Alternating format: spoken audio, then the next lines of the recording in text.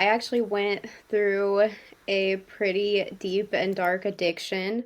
I struggled with addiction my entire life. So it really started at early childhood where I had no idea how to handle my emotions. I was an obese child. I love my parents so much, but they didn't understand emotions or how to eat the right foods either. And so I grew up using food to push down my emotions. And then when I started that addiction, then when I was a teenager, that is when it started to spiral more and more. And I used things like self-harm when I didn't understand my emotions. I started drinking and doing drugs at that time. And then it just got worse and worse, where by the time I was 21, I got into a very bad fentanyl and heroin addiction. So, what were you feeling at the time? Like, what were those feelings that were leading you to alcohol, to using drugs, to self harming? I was so terrified of my emotions. So we are never taught how to feel our emotions, how to work through them. Everything just felt like way too much for me. And so I was doing absolutely everything I could to push my emotions down. So I just remember feeling, um, I never felt anger until my spiritual awakening because if I even started to feel like some kind of emotion, I would just start crying my eyes out because it was like I didn't even know what to feel. That makes sense. And what were I mean, you just said you couldn't quite recognize emotion and you wouldn't feel it, but looking back now, can you recognize whether it was, I don't know, loneliness or feeling misunderstood or any of those feelings that were leading you down this path? Yeah, absolutely. A lot of misunderstood. This world always felt very heavy for me. We were talking before this podcast, and I was saying that um, my entire childhood, all the way up until my spiritual awakening, it was just me, my 3D experience, my addiction, and what it meant to be a human to me. And I never was connected to anything. I was very atheist. I never even had like that glimmer of hope that maybe there is something more here. I truly just thought like this is what life is, and there's not, I didn't have any hope. Like a lot of my addiction was so heavy that some of the darkest things I had to heal was it's not that you're suicidal, it's that you just don't care if you wake up the next day because you're in such a state of survival. So, one of the things that I've heard about self harming is that you're so desperate, it almost feels like you're numb, and that you're so desperate to feel something that you would do that just in order to make sure that you feel something, and in this case, it being pain. Was that the case for you as well? Would you say that that's accurate? Yeah, and I actually had to go back when I had to heal this. I actually had to go back to that moment where I did it for the very first time and just give myself the love and hold myself in that moment because that was the moment that I decided I wasn't strong enough to feel my emotions. Like, that was the moment where I would rather feel pain than feel my emotions. And there was so much healing that came up around that I didn't even realize I was holding on to. Like, I had completely forgot that that even happened. But that was just such an important moment for me of when I decided my emotions were too much. I can absolutely imagine.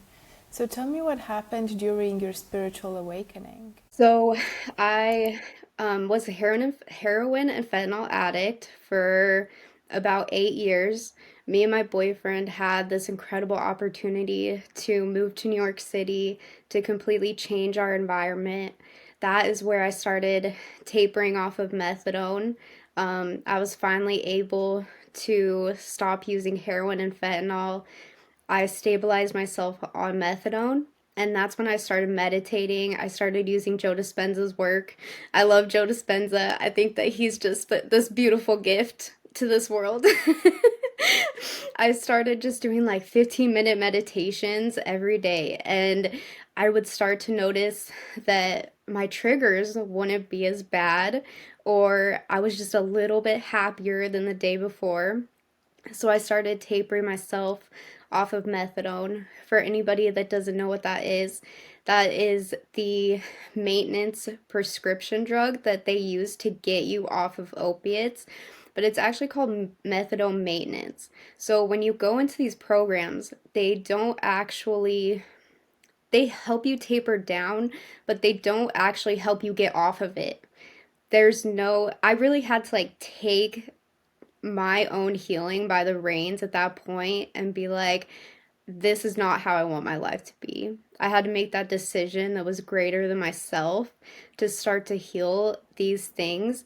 And I remember when I first started meditating and I was tapering off of methadone, I would meditate for 2 to 3 hours at a time and just give myself the space to cry my eyes out because I had never let myself feel my emotions before. I can imagine. So, like, all of a sudden, everything you pushed back on, you know, as a child, as a teenager, you're just coming rushing back.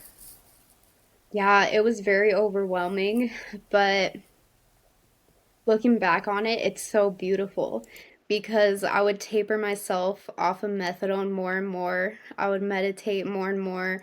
I was working on changing my limiting beliefs, one at a time, because when you're in an addiction like that, there's so many beliefs. It is all belief work because heroin makes you feel like you're gonna die because it's put above all of your survival, all of your survival needs.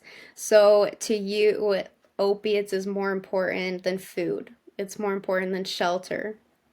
And so you have to start getting through these beliefs of I'm going to die without it because your brain starts to trick you like you're actually going to die if you don't use.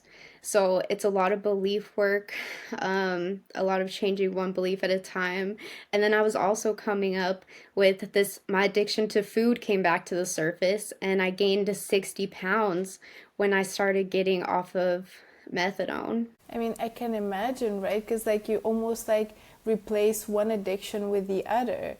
You tell yourself, like, you can't have this and you need to be strong, but then the food thing sort of comes back into play to sort of alleviate a bit of what's missing. Yeah, absolutely. So I had to look at all of my addictions. I had to ask myself, where are these cycles and these behaviors coming from? And then change them into the beliefs that I wanted to have. And so I started tapering myself off of methadone. I got down to 5 milligrams, and that was when I really decided I was done. I knew it was time to be completely sober. And the coolest thing happened. So, when I was 4 days sober, I was doing Kundalini breath work just to get through the withdrawal. Because the withdrawal I tapered myself all the way down to 5 milligrams and still went into full withdrawal. That's how addicting methadone is. And so it was day 4 withdrawal. I was doing Kundalini breath work just so I could sleep because I hadn't slept in 4 days. And I think that was the moment that my third eye just burst open and I laid on the floor laughing. And I just knew it that there was like so much more to this life than I'd ever been taught. I felt so connected with everything. I remember my boyfriend was in the other room and he like came in and he's like, "Are you okay?" I was like, "I think this is the best moment of my life." And it was such a beautiful moment because it was like everything I'd ever been searching for my entire life. I went to all of these places outside of myself, trying to make myself feel better on the inside. And that was the moment that I realized that it already within me all along. That's like such a beautiful lesson, right? Because I think very often all of us, we just look for things outside of ourselves and we chase things outside of ourselves. It could be addiction, but it could also be a career, it could be money, it could be wealth. And we think that that's going to complete us, that's going to fulfill us. And actually, it's only when we realize that we're already whole and everything else is nice, but we're already worthy and good to begin with. That's when I almost call it like when the second part of our life starts. Oh, yeah, absolutely. I think that we actually live more than one lifetime in one lifetime. So that was absolutely a rebirth moment for me. And then I was just catapulted into a spiritual awakening after that. Once I was able to maintain sobriety, that was when all my spiritual gifts came online. I really feel like I went from 0 to 100. The more I would heal, the more trauma that I would heal and allow to come to the surface. The next day, I would remember more of who I was. I would be told more of my purpose here.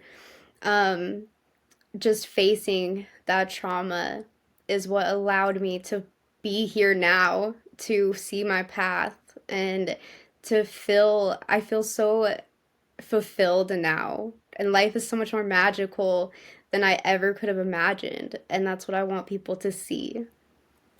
That's a very beautiful message. And you mentioned finding your purpose.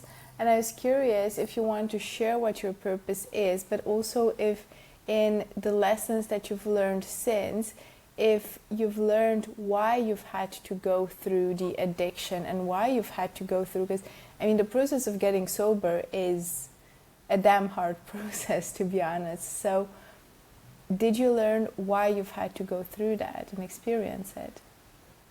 Yeah, so first I'll say this. So I really struggled, of course, in the beginning, when I saw like how much I loved to help people, how I started to see glimpses of my purpose.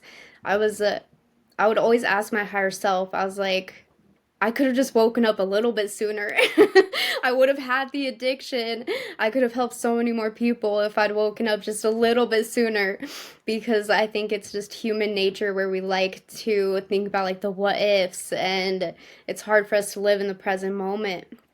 And I just, this thought came in from a higher place, and it was like, when will you see the beauty of this life was the addiction? And I just started crying my eyes out. And since then, I can truly see that healing that addiction has given me so much inner strength. And I'm such a bright light now because I went into some of the darkest parts of the human experience. And now I feel like my purpose is truly to just be an example so that people begin their own healing journey, because we have all the information that we need. There are so many people that can channel, there are so many people that have laid out this beautiful foundation for all the information we could ever ask for. And now it's just time to take conscious action in our lives and start healing so that we can awaken to our soul's essence and awaken to who we truly are. That's very well said.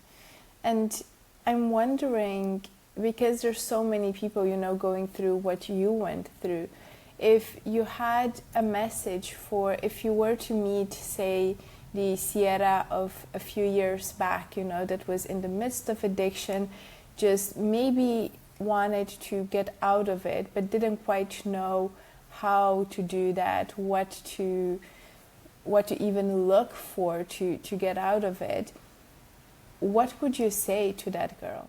Yeah, and I think that I've already had a lot of people on methadone come to me just because when you're in those kind of programs, especially when it comes to fentanyl and these really extreme drugs, I had never even met anybody that had gotten off of fentanyl. That's how addictive it is. And so if I can just be that one person, that one example that sits in front of somebody and says like, "Hey, I did it and you can do it too."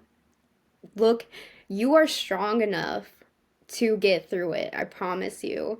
If you can just get past that belief of I'm gonna die or I'm not gonna make it without it, if you can just get through that pain, on the other side is this beautiful, magical life awaiting for you. That's really beautiful. And you also mentioned your gifts starting to come online the more you awakened. So could you share more about how that happened, what kind of gifts came online, and how you reacted to that? I'm very clairaudient, so I hear a lot of things. And so that was actually, I truly went from 0 to 100, where I was just catapulted in that moment. Where they were pretty much, or I feel like my guides were just like, well, here you go. You wanted the most human experience possible. You had it, and now it's time to help with the ascension and help with the awakening. And so I truly was catapulted. And I think that's actually so beautiful because I think we're all being catapulted right now. And again, I just want to be able to help people go through their spiritual awakenings because I've heard it all. Like I went through so many different types of awakenings that just in about a year and a half. My addiction, I healed my addiction in like the end of 2020. So I haven't even been awakened for as long as like other people, but I think that that's the beautiful part, right? Is because I've learned how to ground myself, ground my spiritual abilities in such a short amount of time, and now life is beautiful. So I would say that I'm very clairaudient. I was hearing a lot of voices in my head.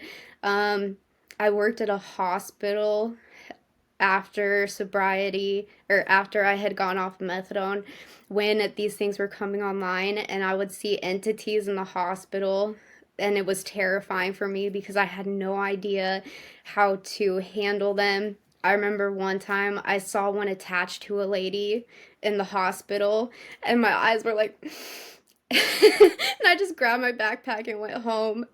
But I mean, of course, now, like, that's what I do. I help people get rid of attachments. I help people um, work with entities to send them back to the light because there's a lot that just want to be sent back to the light right now since it's really uncomfortable for them. But I'm also very clairsentient, so I feel a lot of things in my body. I'm a divine blueprint activator. So, my special gift is I activate other people's spiritual abilities, which is the most incredible thing ever because when I activate other people's spiritual abilities, I have to explain to them how to use those gifts. And we all have unique gifts. We have our gifts are so much cooler than just like the five normal ones that we've been taught, like the clairsentience, clairaudit, um, just the normal ones that you hear. We are even more spiritually gifted than that. We can start using things like our toroidal field and our ability to be an empath. And I have seen the coolest spiritual abilities. And when I get into these spiritual abilities, it's almost like I get to use other people's spiritual abilities so that I can explain to you how to use your own gifts. So I think that's the coolest part is I get to be put into somebody's unique gifts so that I can explain to them how to use it. So an example of this that was so cool, I have a client that is very connected to the Lyrans, and she can, like, you know how sometimes if you just to sit and you get kind of into that flow state, it's almost like you can see atoms in the air. So she would just it's almost like she could zoom in on those atoms, magnify it with using her third eye, and it would create a portal and open up this portal. And this is things that she was doing in past lives. And so I got to sit there and it was almost like I could use this gift too. It was so cool. Wow, that's so amazing. And were you able to see anything about your past lives? Yes, so I do a lot of BQH. So I have been shown many past lives. I have an aspect of myself that is Octurian, where she was here to help me heal a lot. Most of my guides have actually been other aspects of myself, but yeah, I've remembered many. And I think that that's the beautiful part is like every time we heal, every time we go into our trauma, we're given more of our divinity. We're putting the pieces of our divinity back together as we're healing, which is so beautiful. Yeah, that's something that I hear a lot, that the more we heal, that actually everybody that has ever had, psychic gifts has told me that essentially everybody has those gifts. It's not that some people do and others don't, but it really depends on how spiritual we are to be able to unlock it, as well as how much we trust them and we build them up. So it's not a matter of some people being more gifted than others, but everybody having the same access, but not really some choosing not to use it and others being a bit more connected with them. Is that how Yeah, you see it as well? absolutely. And I think we all are spiritually gifted and we don't even realize that our gifts are affecting us, especially in our 3D reality before our awakening. So, perfect examples of this are people that are very empathic. Like my little brother, he would just cry his eyes out when he was little. When I think of my brother and his childhood, I just think of him crying. And it's because he was the most empathic person I've ever seen, and he was just absorbing all of the emotions around him. Another example is my mom. I did a divine blueprint activation for her, and I found out when me and my dad would go to different restaurants, my mom always hated the taste of food. And we just thought that maybe she was picky or maybe she just didn't want the food to be good because it happened every time. And I did her divine blueprint, and she actually has the gift of clairgustance. And so she was tasting all the chemicals in food. And you would light a candle on the other side of the house that had chemicals in it, and my mom would be like, I taste something weird.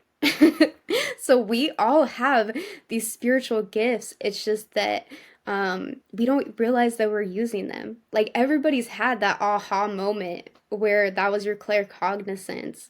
You just don't realize it was your claircognizance. Yeah, exactly. I think very often, right, that's the case for intuition as well, that sometimes there's messages that we need to take and sometimes we're being guided and we just think, oh, that's just stupid, like I'm just not going to listen to that and do whatever anyways.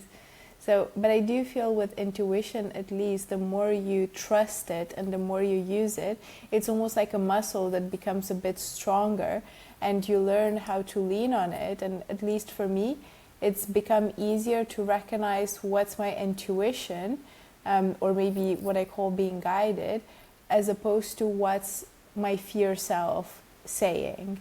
Because, whenever you are thinking of something, there's also always, not always, but granted, often enough, there's a fear response. Like, no, don't do that. That's scary. You've never done that before. So it's a matter of really recognizing, is that truly my intuition that I shouldn't be doing that? Is that my fear response? And I think the more you start leaning into it, the more you start understanding and trusting it. Yeah, and this is actually something that I'm so passionate about is helping people release fear. Because once we can release fear, we have so much unlimited potential. And so I always suggest to people to have some kind of power practice because a lot of times we don't even know what it means to be powerful or to feel powerful. So kickboxing, throwing some punches, something that gets you into that state of your own power, into that solar plexus energy, even if it's just like a 5 minute meditation every day of those affirmations of like, I am strong, I am powerful, I'm fearless. Because if you can believe in your own divinity, then you believe in your power and you realize that your soul is completely unlimited and that you just came into a space of limitation for an experience, but you are an unlimited soul. and we're here to awaken to just how limitless we can be. That's very beautiful. And you know, when you mentioned boxing or kicking, I think you said kickboxing. Yeah, that's something that I second as well. I do boxing myself, and it's the weirdest thing because I also do dancing, and for some reason I love both of them equally. But whenever I do boxing, it makes me feel, and I do a non-contact type of box, but it makes me feel so in control. It makes me feel so powerful. And I always leave the class, I mean, drenched in sweat, but also so powerful and feeling like I can take over the world. And it's such a beautiful feeling that I don't think I would have with any other type of workout. But I think it's just because of I don't know, the punching nature of it, I guess. Do you have an explanation for why it is that kickboxing or boxing activates this kind of powerful energy? I think it's just like that primal warrior spirit where we can get into that energy. So for me, it's not even so much kickboxing. Like, yes, I love kickboxing. That's just an example I use. But you can use anything that makes you feel powerful. So for me, I love lifting weights, and I do it to, this is going to be funny for a lot of people, but I do it to heavy metal music because heavy music gets me in that power, like that primal scream. Like, I don't care what it is, you just need something that makes you feel powerful, and it's different for everybody. Yeah, for sure. And for me, the same thing, but it's Middle Eastern music. So very strange, but whatever gets you into the zone is just awesome. So if you could give any advice to people, you know, going through their own awakening, what kind of tips would you give them to sort of guide them on the way to that awakening? Yeah, so if you're just beginning your spiritual awakening, you don't really know where to go next, always reach out to people that you resonate with. No matter who it is, ask questions. The reason why this is so important is because there's so much information everywhere. And so if you are, we love just getting as much information as we possibly can. Because still we're going outside of ourselves as often as we possibly can before we turn inward. And so do it's time to go inward, and it's time to take conscious action in our lives. So don't be afraid to face your traumas. Don't be afraid to allow yourself to feel those emotions. Don't be afraid to go into the depths of your past, because if you can start healing these things, life is so beautiful and it's so magical on the other side. And just find somebody that has gone through something similar and see how they healed. See what things worked for them, and just to try different modalities. Try meditating for just a couple minutes and then start to increase it and increase it. Just start small, but know that you're strong enough and you deserve to be happy. We all deserve to be happy. That's a very beautiful message. I also wanted to touch upon the fact that you mentioned you're really keen on having out of body experiences, but that you couldn't access them just yet. So could you tell us more about what you found so fascinating about out of body and why you wanted to experience it, and sort of what your path was with that? Yeah, so I wanted to start having out of body experiences because I wanted to see what this reality really was. I wanted to see the blueprint of the reality that we're in. I think that this is something that Darius J. Wright lays out really well, and I was like, I need to see it. And so I started working towards having an out of body experience, and I think I just thought that it would come really easily to me because everything else has been pretty easy, like when it comes to my spiritual abilities and meditating and things like that. It truly is a soul remembering. So when we leap in, we're just remembering how to do it. It's not like we have to learn it for the first time. And when I started trying to have these out of body experiences, there were certain times where like I would I would get into that state where it felt like my body was shut down, but I would be in this space where it was golden. It was almost like golden, and there were stars everywhere around me, but it felt like my soul was just spinning. And then from that point on, I would talk to my guides and I'd be like, why have I not been able to do this yet? They told me that I actually came into this life with extra protection around my energy field so that my soul would not leave my body because my addiction was so severe. So from that moment on, I remembered when I was 15, when I was using inhalants, and I had just used, and it felt like I was underwater. Like my soul felt very flowy, but it felt trapped inside my body. And they told me that that's because if they were afraid that I wouldn't return. So I have this purpose to help a lot of people after my addiction. And before I came into this life, I guess my higher self was afraid that since my 3D life was so severe that I would actually want to leave when I got to the other side if I was having out of body experiences, because I did overdose during my addiction, and during each overdose it felt like my soul was just like flowing in my body, but I couldn't leave my body. And so now they've told me that I can do certain things to begin to release this, because now I want to come back. Like now now I know I'll come back. It's fine. But yeah, for a long time, and or for most of my life, I had to have that extra protection because my addiction was so severe. And one of the last things that I wanted to touch upon was, addiction, I think, is often a lifelong journey and a lifelong struggle.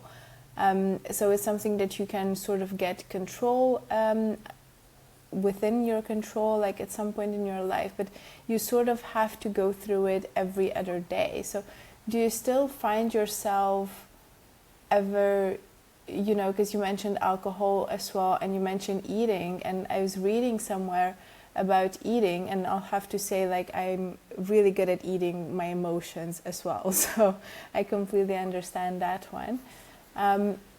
But it's, eating is often enough like called, like, that addiction, but you still have to eat because otherwise you'll literally die. So whereas with cigarettes, with drugs, with anything, you can just eliminate it completely. But with food, you still have to have it. You just have to change it. So there's no way of just going cold turkey. So having had this background of addiction, what I want to know is, do you ever feel yourself getting into a situation where you might consider like having a drink, or eating something that you shouldn't be eating, or sort of going down that path towards where you were in the past? And if so, how would you address it nowadays? So, from the opiate addiction, that I would actually say is easier than food. And the reason why I say that is because when I was in the actual active addiction, yes, that was the hardest thing I've ever done in my entire life. But I was able to completely change my environment. And when you use drugs like that, you have to completely change your environment. You have to change the people in your life. So now I'm just no longer around it. I don't even get to the urge to use it. But I've also found that space within myself that where I don't need that anymore. Food, I actually think is a lot harder. You're right, because I had to eat. I had to eat every single day, and I was never taught how to quit eating when I was full. And so I would binge eat a lot. I am only 30 years old. I'm only 5 feet tall, and my weight has fluctuated 300 pounds just from that time. So I would gain 60 pounds at a time, and then I would lose 60 pounds. I would gain 60 pounds, and then I would lose 60 pounds, like depending on my drug use and alcoholism. And I'm at the point now where I communicate with my body, and I love my body so much that I don't want to put it through that anymore. And so every night I tell my body how thankful it is, or how thankful I am for it. What an amazing job it's doing. And when I eat, I ask it, is this the food that you want? Is this the food that is best for my body? You have to start communicating with your body and having that two-way relationship with your body. I was so disconnected with my body my entire life and was just completely on autopilot. And when we actually listen to our body and create a relationship with our own body, now I'm at the point where I just want my body to be healthy. I'm not going to go gain that 40 pounds back. This is the first time I can say where I truly feel like I'm not just going to go gain all of that weight back because I love my body so much and I don't want to put it through that again. That's such a beautiful message, and I can see myself in part of it as well.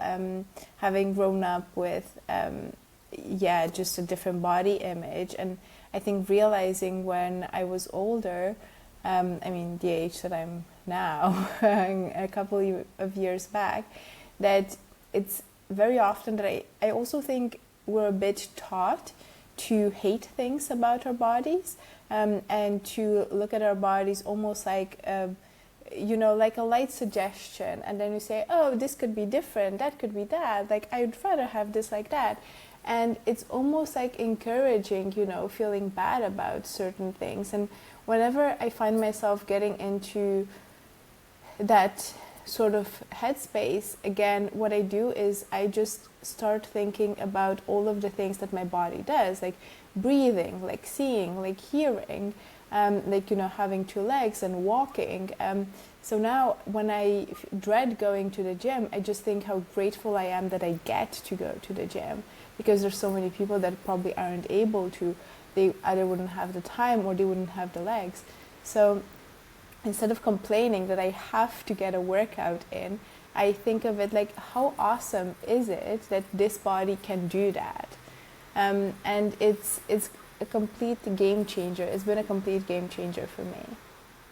Yes, after everything that I've been through, some of the things that I've put in my body, I have to trust in the technology of my human body just because of everything that it's been through, even the amount of toxins that we all have during the day, just in our food, shampoos and things like that. I have so much belief and faith just in the technology of my human body alone. These vessels are incredible and they can do so much for us as long as we love them and give them the support that they need. And that's also why they do so much for us to try and disconnect us from our body. But all it does is just being grateful, or all it takes is to just be grateful for our bodies. Exactly, that's such a beautiful message, and I always love when we get to that topic. So tell me, Ceirra, how can people get in touch with you and with your work? My website is awakenedheartbqh.com. My YouTube channel is at Brooklyn Quantum Healing. And then I have a membership also it's on Patreon. It's Quantum Awakening Portal, where I just do monthly group hypnosis, monthly group live coaching. I really just want to create a safe place for people to start healing themselves because now is the time to take conscious action in our lives. That's so beautiful, Ceirra. Thank you so much for being here today and for sharing your story with us. I think we've learned so much, and you're just such an incredible person for having gone through everything you have gone through at your very young age.